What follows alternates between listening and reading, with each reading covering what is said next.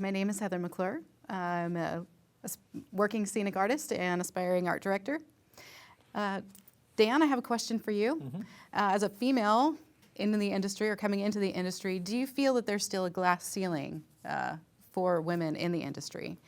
And how does that affect us in working? That's a loaded question. And the reason it's a loaded question is because it depends on what area of the industry you're in. Okay. If you were someone who's coming into, let's say, the development department, whatever glass ceilings that were there in the past were shattered many decades ago by the likes of a Dawn Steele or Sherry Lansing. So you really don't have that in the executive ranks.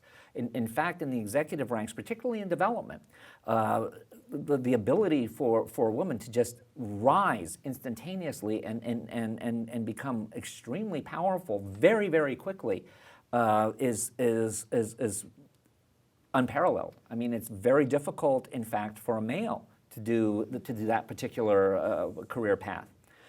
Going into the individual crafts, though, there still tends to be a bit of a glass ceiling.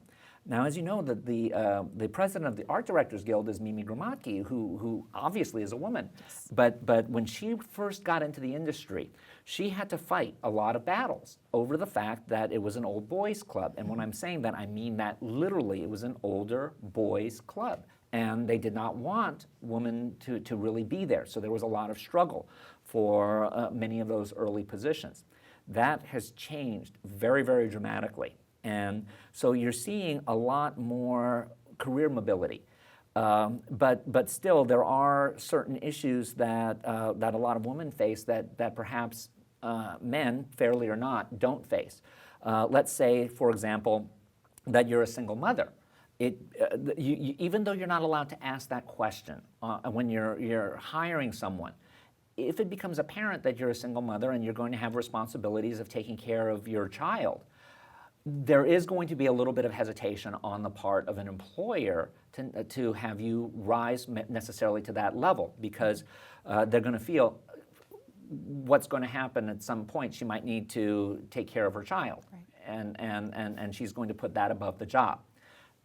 Note that that has not stopped a lot of the current female executives. For example, at the company I used to work for, Fremantle Media, it's run by a woman named Cecile Frot-Coutaz, and she's a mother, and she has had absolutely no problem doing that incredible superwoman balancing act.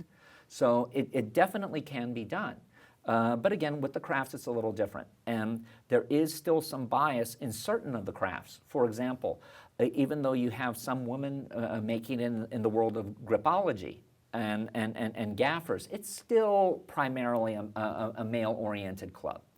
But that's changing. In terms of writers, you have incredible numbers of female writers who are at the showrunner level.